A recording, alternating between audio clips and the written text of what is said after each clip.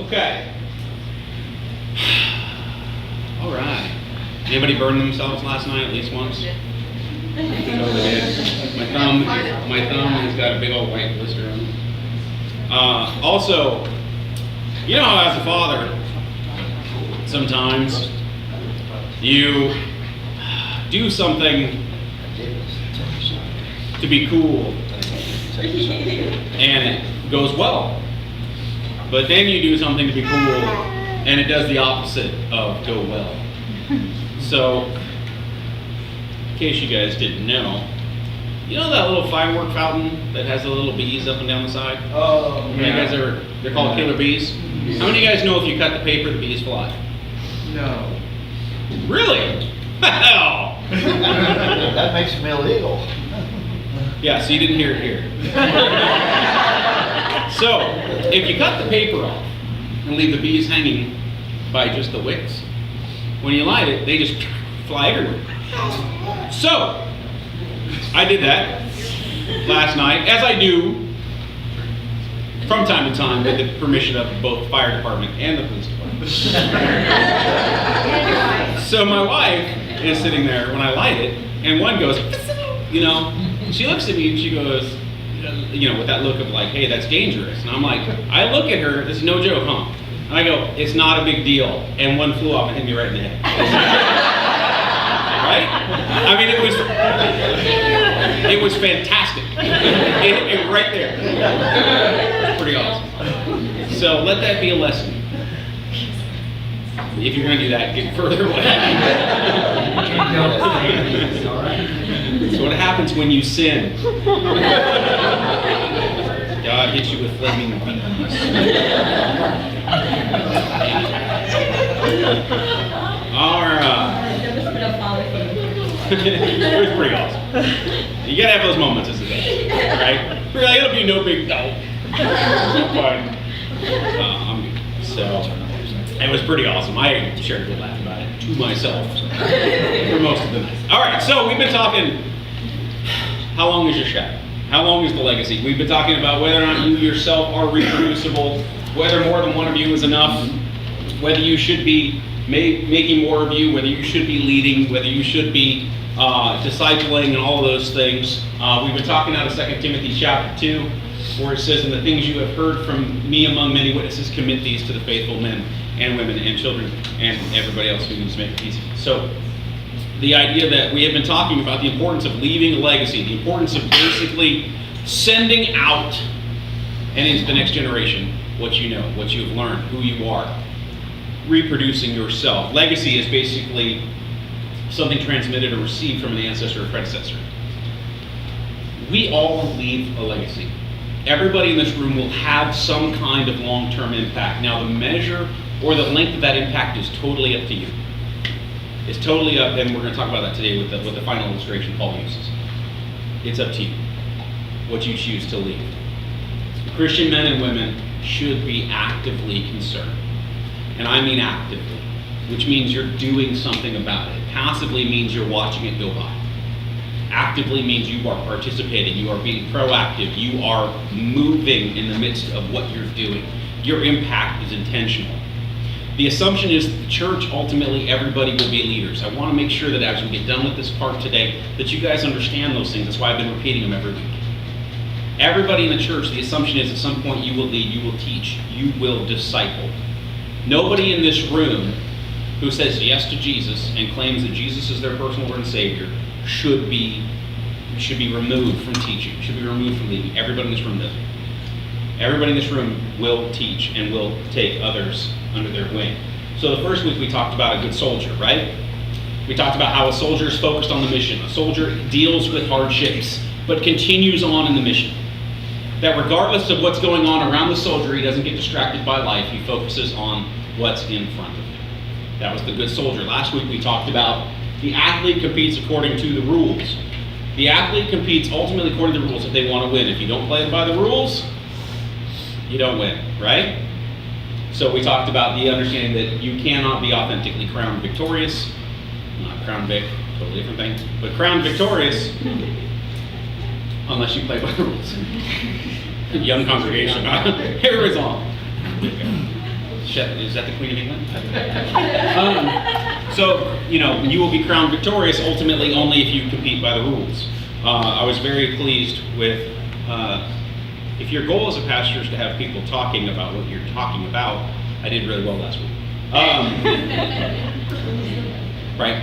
Because if that's the goal, then I nailed it. All right. Because plenty of you talk to me. Yes, plenty. All right. So and I'm not changing myself. The hardworking farmer must be first to partake of the crops. Consider what I say, and may the Lord give you an understanding in all things. So the final analogy that Paul uses is what? The analogy of the hardworking farmer. So the farmer is an interesting study because you will find the metaphor of farmer all over the New Testament, whether it be through discussing the harvest or the work or the sowing of the seed or the reaping or whatever, dealing with weeds, all these things, the hard-working farmer. Now, it's important before we go too far to understand the context of the farmer in this passage. We're not talking about the guy with the harvester, right? We're talking about a New Testament, old-school farmer, the person who actually carried the grain in a bag, who went out, tilled it by hand, and did all the work. And we're not talking about the landowner. We're talking about the person who actually farms. And so Paul talks about the hardworking farmer will be the first to partake, must be the first to basically find the good in what he's done. So the metaphor of farming is really all over the New Testament. The farmer presents two primary skills that relate to leadership. Because remember, all this goes back to what? Leading, right? That all of us are going to be leaders. I'll go back through the first 10 slides again. Right? All of us are going to be leaders. How many of us are going to be leaders? Raise your hand if you're going to be a leader. Raise your hands if you're going to disciple. Raise your hand if you have a choice.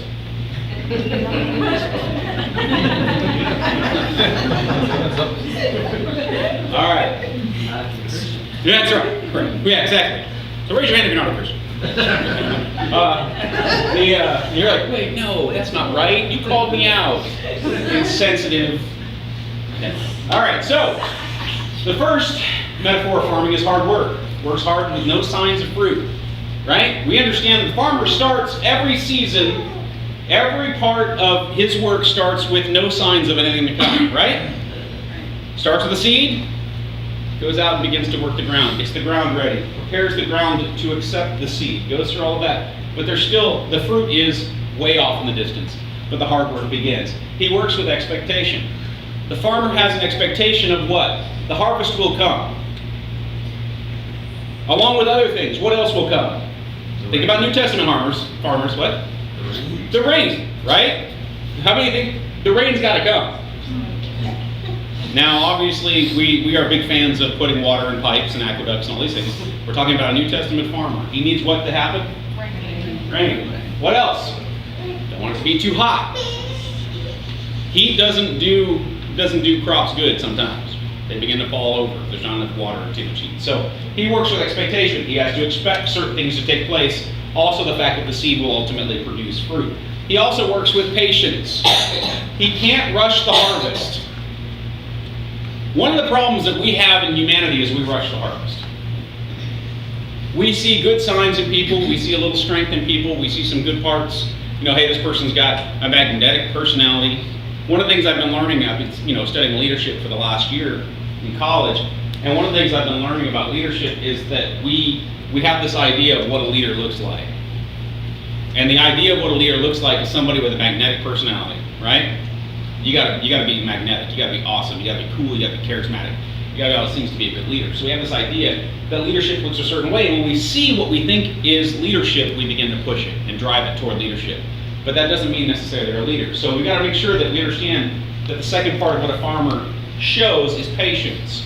A farmer understands it's gonna take some time, and a lot of it's out of his hand, right?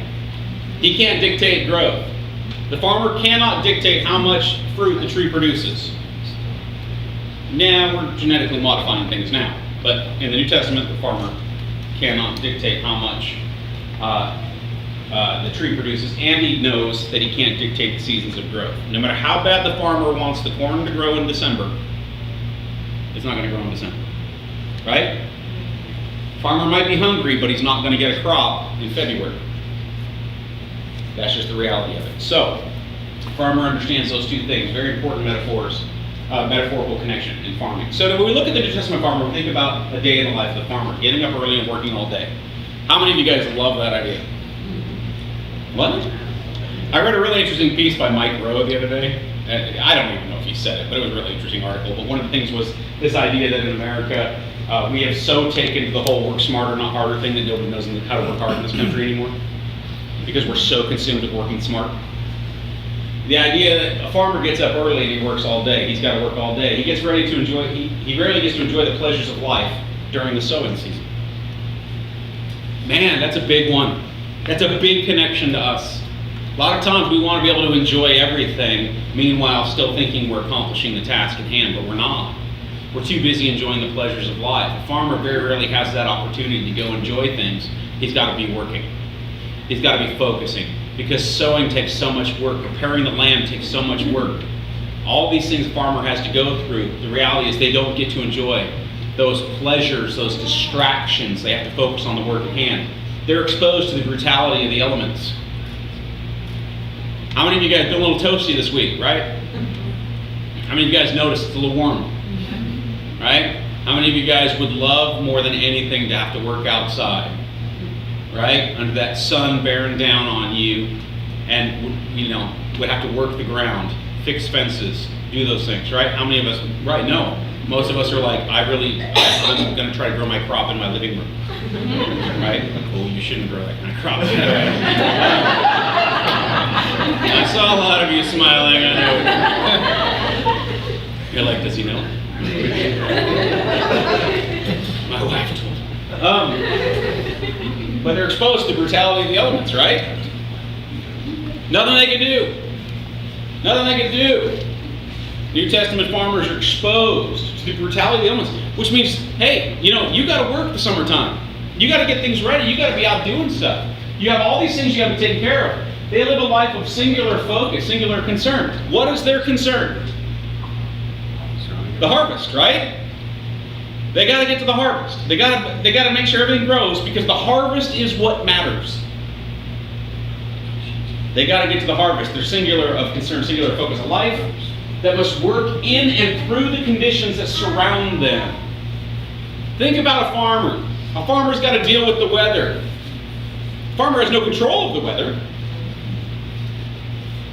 but he's got to deal with it. He's got to deal with pestilence, right? Bugs, all kinds of things. Got to deal with those things. Has no control over whether or not the locusts are coming. Just got to deal with them if they do. Got to deal with drought. Drought's a big one. Drought is a huge one, but it's got to deal with it. It's got to figure out some way to get water to the crops if there is a drought. So basically, a farmer has all these conditions that he has to work through, that he has to deal with, that he doesn't have control over. A farmer goes through all of these things. The reality is, I think too many of us, we pass through life kind of enlisting God to do our job for us, and we're not willing to put in the hard work. A lot of Christians I know, man, we're praying to God every day. God, change the course of this nation. It is going, God, to hell in a handcart. God, change the course of this nation. But what are you doing to change the course of the nation? What are you doing to change the course of the people's lives around you? A lot of times we enlist God to do our work for us, and we sort of excuse ourselves from the hard work. A lot of us, we have this idea that hard work, as far as being Christians, is basically getting out of bed on Sunday morning sometime around 10 o'clock and getting here by 10:25, 10:28. Hallelujah, Jesus, we made it. We worked hard, and we don't do anything the other 6 days of the week. But the reality is God's looking at us, and He's saying, listen, you have to be diligent like a farmer. Which means you got to work all the time to accomplish to get to the harvest. You got to work all the time to make these things happen, and it's not about enlisting God to work hard for us. The life of the farmer is calculated. It's not haphazard or reckless, right? The life of a farmer has intentionality to it. He sows with intention, not chaos. He sows with intention. He has a goal.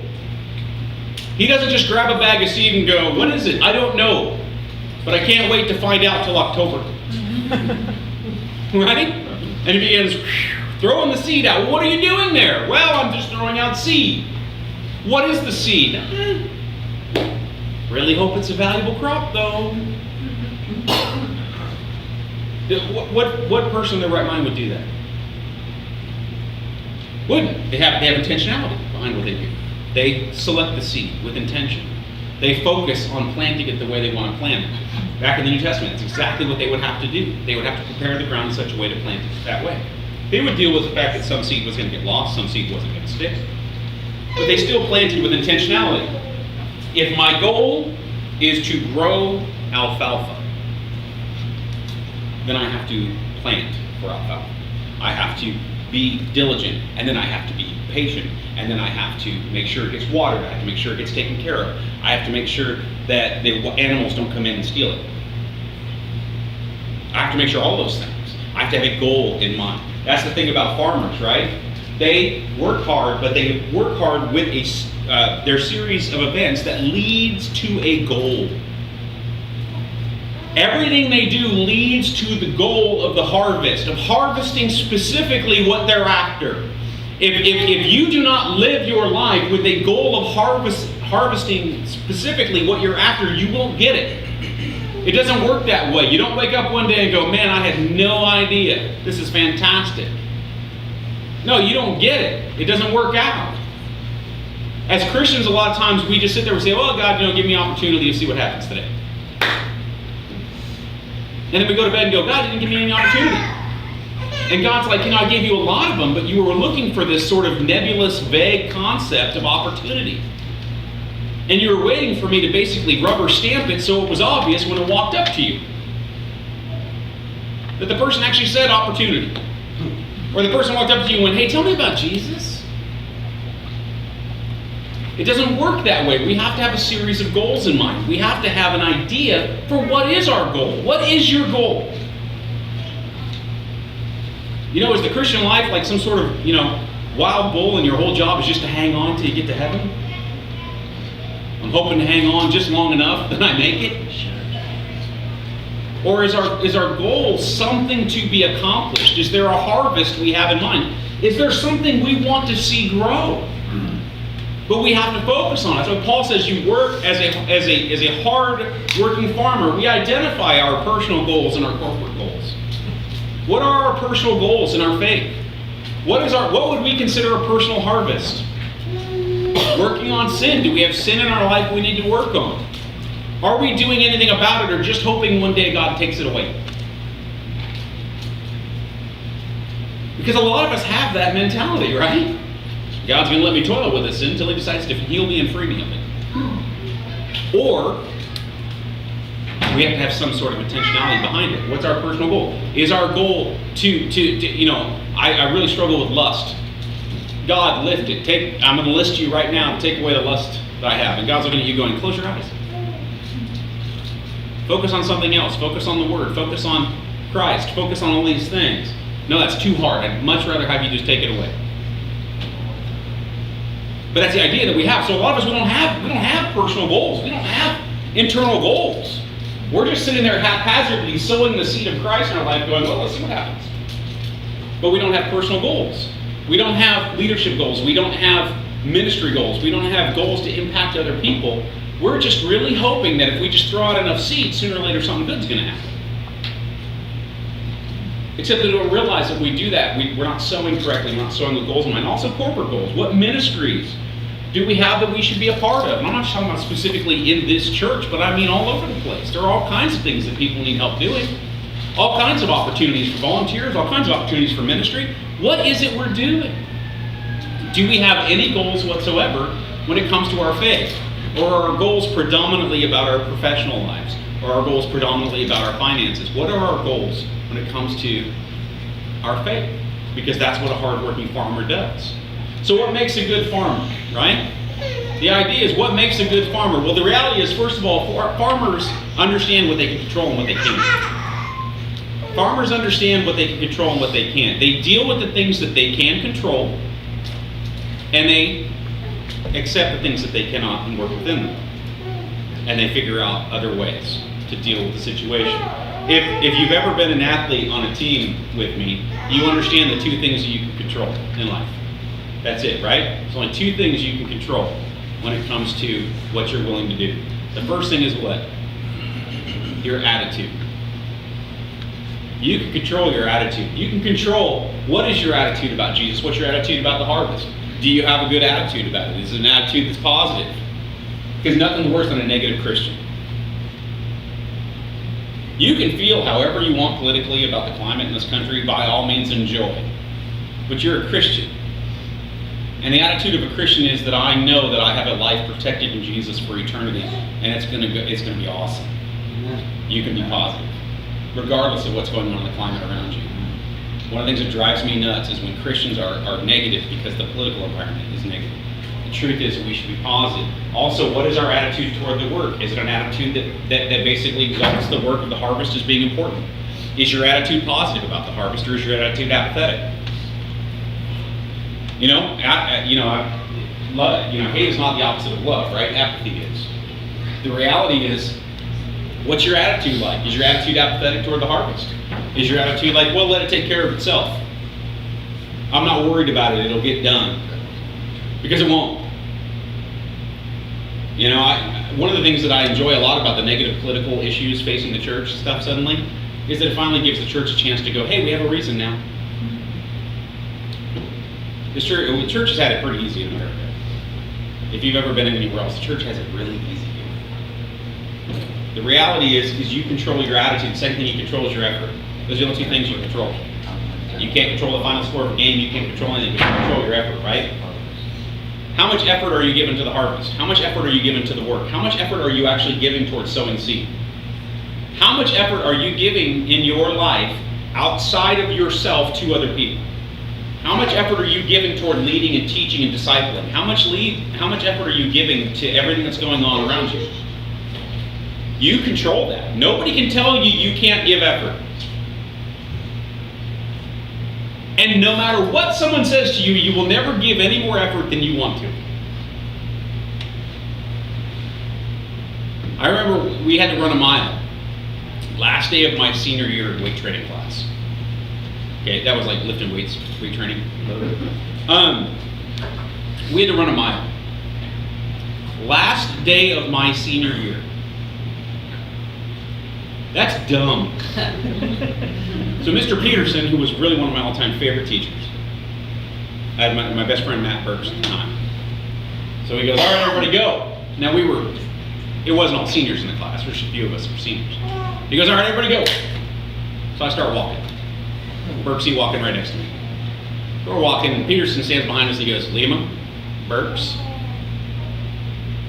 this is the hand that makes your grade. And we both looked at him and we're like, we're not gonna run. And he goes, I'm gonna put you down for an F for the day. We're like, who cares? We don't care.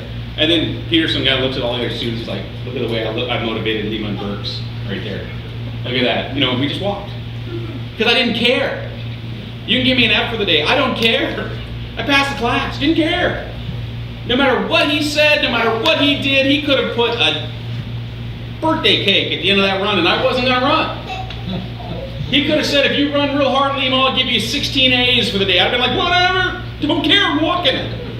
I'll give you $100. I don't care. I'm a senior. I'm walking. I'm not putting effort into this because I don't see a value in it. A, I never saw the value in running a mile, but B, I just don't see any value in it. And no matter what you do to convince me that it matters, I don't care. I am not going to run. I control my effort. You control your effort. The reality is you're the only one who does. Nobody else can tell you to work harder and have you go, oh, you're right, my bad. You control your effort. You're an adult, most of you on this room. You control your effort. You control both your attitude and your effort. So only you can answer the questions, what's your attitude about the harvest, and B, how much work are you putting into the harvest? The Christian leadership legacy, as we've talked about the last couple weeks, is we're focused on Christ like a soldier. We want to win, so we play by the rules like an athlete. And we have to work hard because it won't just happen. Like the farmer. The reality is, Paul sets all these things up to matter for legacy. We have to eye on the prize, play like we want to win. Christians, we have to play like we want to win. I think sometimes we're just happy to be in the game. But we need to play like we want to win. and we have to work hard. The positives of all this effort are very interesting promises that we read, that Paul talks about. He says you're going to gain understanding. In verse 7 it says, "Consider what I say, and may the Lord give you understanding in all things." Understanding in this case is not your ability to correctly exegete the passage. It's understanding the passage. It's kind of like if you've ever been around somebody who's really good at a trade, whether it's carpentry or metal work or whatever. People have a real strong skill set at a trade, and that new person who's never done it asks that question, well, wouldn't it be easier if? Anybody ever? I've asked, next to my dad. A lot of times, well, Dad, wouldn't it be easier if my dad's like, you know what, moron, when you get a grow up, you do it yourself, Dad. And I'll visit you in the hospital. Right? But anytime you've ever been around someone who has an understanding of the trade, it's amazing how people walk up and they look at it for a couple seconds and they go, it would be so much easier if you just did that. And the person just goes, it would be if you wanted a different result. Or my dad would say, but if you wanted a different result. The reality is understanding comes with experience. Understanding comes, if you are a father or a mother or some kind of a leader, grandparent, and your focus is on Christ, and you're not distracted by the things of this life, and you work hard and you play by the rules, of the gospel, of the moral gospel of Christ, and then you also are out there every day working hard for the harvest, you don't think ultimately that's going to create a deeper understanding and the people behind you are going to see that? Because that's really it, right? If I say I believe 100% in a cause, but I don't care to get behind it, then I tell my kids it doesn't matter, regardless of what my mouth says. I want people to understand that I am a Christian without me having to tell them. There is nothing worse than when someone finds out you're a Christian and they look surprised. That has nothing to do with how intelligent you are. But when that person goes, oh, you're a Christian? Oh, that's not positive. Right? That's not them going, wow, that's interesting. I would have never guessed. No, they're looking at you going, you don't act like it at all. The reality is we make a decision to understand. The second thing it says is that Jesus suffered too. Now, why does that matter? Remember that Jesus Christ, the seed of David, was raised from the dead according to my gospel, according to what Paul has taught Timothy. The reality is Jesus has been through what we are going through. Jesus has suffered like we suffer. He has lived a hard life in the brutal elements like we did. His body suffered and died like ours does. He went through all the things that we are ultimately going to go through. He's dealt with all of that. It's not a situation to where God is sitting there saying, do as I say, not as I do. The reality is God went right through it, right? God dealt with it through His Son, Jesus Christ. So when He understands it, it's hard work. We get it. But ultimately, the reward of the harvest is what pushes us through the winter, the spring, and the summer to where we get to the harvest season. That's the reality of it. We have to push through those things and work hard even when it seems like very little is being produced. You will be unfettered. Paul says right here in the next verse, for which I suffer trouble as an evildoer, even to the point of chains, but the word of God is not chained. What that means is you can teach a gospel that cannot be stopped by persecution. Paul is saying, look, I did this while I'm in chains. I'm writing this. And think about that thing when he basically says, look, he walks up to the prison guard and he says, hey, can you put this in the mail for me? I got to send this baby off to my buddy. Oh, who's it to? The next 2 millennia, give or take. It's unfettered. The reality is the gospel work is unfettered by persecution. The entire first church got chucked in jail for teaching the gospel. But you know what they did? They were like, well, that's cool. I'll just go tell the guard about Jesus. No, you have to stop that. No. That's cool. Just give me another audience. Guard can't get away. Right? But that was their attitude. Their attitude was this, we can't be stopped. When we preach the gospel, we cannot be stopped. When we live our lives according to Jesus, we can't be stopped. The gospel is a living, breathing understanding, but you can't be stopped in teaching it. But there has to be an authenticity, because all the garbage can leave your mouth, but if your lifestyle doesn't say the same thing, then it doesn't matter. You know, the reality is we need more Christians who are living as that athlete by the rules and then teaching the gospel, because it's armed by the lifestyle that we are putting forth before everyone else. The gospel can't be fettered. The gospel can't be stopped. The gospel can't be put away. The gospel will live on, will work, and will survive, and will allow others to see lives transformed and changed. One of the things that drives me nuts is we live in a country where you can walk out on the street corner and say whatever you want, but the church is muted. You know, it's exactly the opposite of what the whole goal was. Now, you can argue the politics of Christian nation or non-Christian nation all you want. You can argue the Founding Fathers' inspiration and all that stuff all you want. It just depends on who you read. But the reality is you can walk out the door and preach the gospel. I think it would drive the early Christians nuts. It would drive the Mayflowerians nuts that the church is so quiet. Right? Because we all know that the Pilgrims came over on the Nina Peaches and the Mayflower, right? Right. And on the Lusitania, apparently. But the idea that we have this freedom to live and do as whatever we like, and we don't use it. How embarrassing. We sit there and we complain all the time with these people that just quit voting for themselves rights. That's not what they're supposed to be. We're going to all go to hell in a handcart. Meanwhile, I have all these rights and freedoms to say and live however I want, but I'm not going to use them. So quit whining. The reality is the church has that open door. The gospel is not chained. It can't be put away. No amount of persecution. We've had it easy in this country so far, but no amount of persecution can knock that down. The next thing is that your work will impact others. Paul says, therefore I endure all things for the sake of the elect, that they also may obtain the salvation which is in Christ Jesus with eternal glory. Paul says, I am willing to go through whatever I have to go through to see others saved. I am willing to go through whatever I have to go through to see that others are saved. The farmer goes through what he has to go through to see the harvest. He will do whatever it takes to get to the harvest. He prepares the barns. He makes sure that everything is ready to go, all in preparation from day one of the harvest. Christians, we have to basically be driven by the prospect of the harvest in our own lives. The great missionary Judson said, if you succeed without suffering, it's because someone else suffered already for you. Suffered in order that you might succeed. If you suffer without succeeding, it is in order that someone behind you might succeed without suffering. That is what I go back to with the concept of our founding fathers, who suffered so much to build a country that allows us to present the truth of the gospel without being stopped. And yet we choose not to accept that. We choose not to embrace that. We choose not to so often have that door open to us. Yeah, somebody might hashtag bigot, but it can't stop you.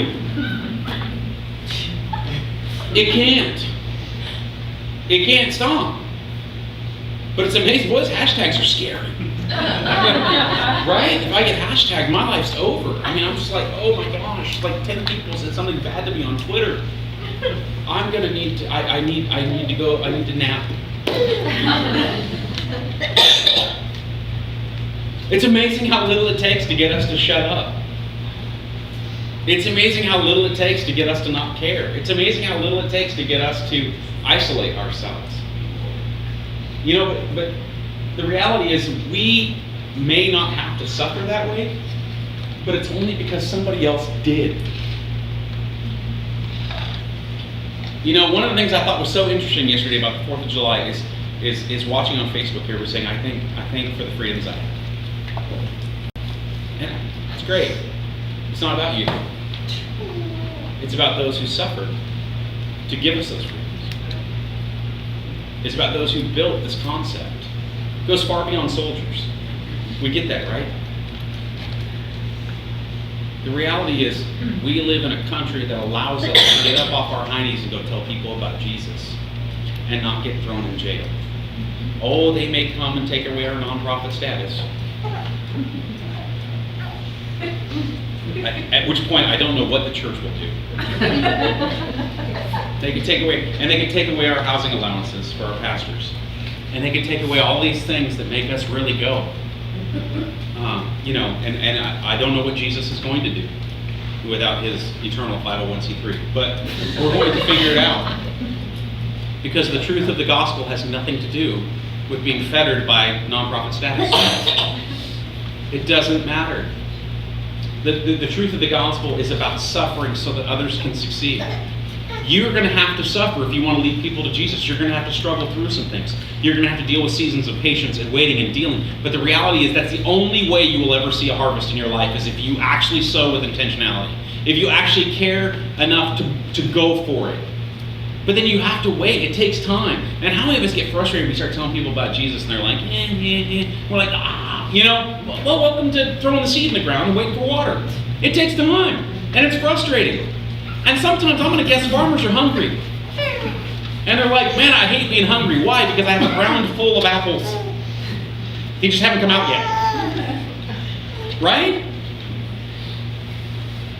That's the way the church is. And the final one is, this is a glorious crown. There's a glorious crown that awaits you in your efforts. And Paul ends it by saying this. This is a faithful saying. For if we died with him, we shall also live with him. If we endure, we shall also reign with him. If we deny him, he will deny us.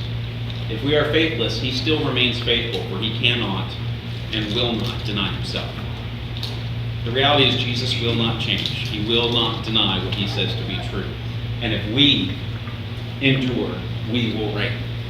We will get to enjoy eternity with him and all the perks of eternity with him. If we choose not to participate, he will not participate with us.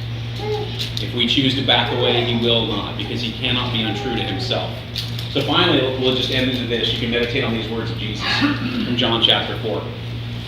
Jesus said to them, my food is to do the will of him who sent me and to finish his work. That's what fed Jesus. That's what drove him. That was his fuel. He says, do you not say there are still 4 months and then comes the harvest? Behold, I say to you, lift up your eyes and look at the fields, for they are already white for harvest. And he who reaps receives wages and gathers fruit for eternal life, that both he who sows and he who reaps may rejoice together. I will just say this.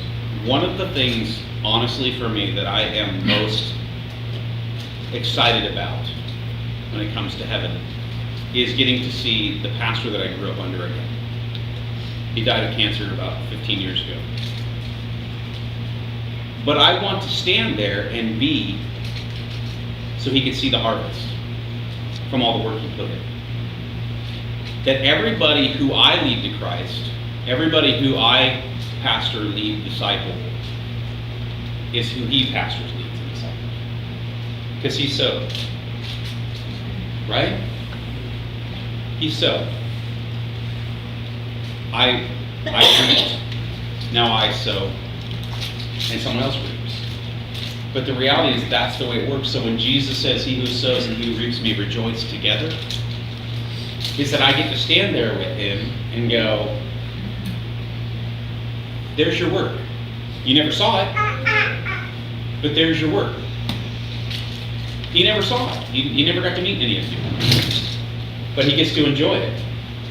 And the reality is, he who sows may rejoice together with he who reaps. For in this saying is true, one sows and another reaps. I sent you to reap that for which you haven't labored. You know, the reality is Jesus has gone ahead. The harvests are ready. He says that for which you haven't labored. Others have labored. Others came before you. When Jesus is talking in this moment, he's talking to his disciples and he's saying, listen, the prophets, the leaders, everybody who brought this moment about, the coming of the Messiah, they did all the work. No offense, you don't have it that hard. You don't know what it's like to be an Old Testament prophet. Not a good gig. You know how many converts Jeremiah saw? 0. Right? That would be a bummer ministry. You know what I'm saying? No need for a 501c3 there. Others have labored, and you have entered into their labors. The reality is each of us enter into the labors of others. Each of us benefits, we sow, and we reap on the backs of other people. Now, we can either be a part of the equation and continue to sow and pay it down, pay it forward, or we continue to let it stop with us, but that's our choice. The reality is we focus like a soldier, we go through hardships like a soldier, we deal with hardships like a soldier. We compete according to the rules that God put forth like athletes, and we work hard. Like a good farmer, anticipation of the harvest, because then you get to participate in the first fruits. The beauty that for Pastor Jim is he gets to wait and enjoy the first fruits. Out of the ministry that he raised at Loomis, a small church, we had 8 pastors, I think, come out of there in total. Church of 100 people. Think about it. All the fruits that he gets to enjoy. So let's close in prayer. Father, we thank you so much for this weekend. We thank you so much that we live in a nation that protects our freedoms. But God, we have grown sort of unhealthy on those religious freedoms to the point to where we feel like everybody knows. We've grown lazy. And God, may we be a people, Christians in America, strong and enjoying the fact that we have the opportunity to get out there and impact people for the gospel. God, we pray that the efforts of those who don't know who you are can't even compare to the loving efforts of the church going forward. That there's no doubt that we are instilled with the love that you have for people. God, we pray for all of that in your name. We pray for a great rest of our week. God, we pray for intentionality in the things that we do this week, in sharing our faith or just being a Christian example. We pray for all those things in your name. Amen. All right, you guys are dismissed. Have a great week.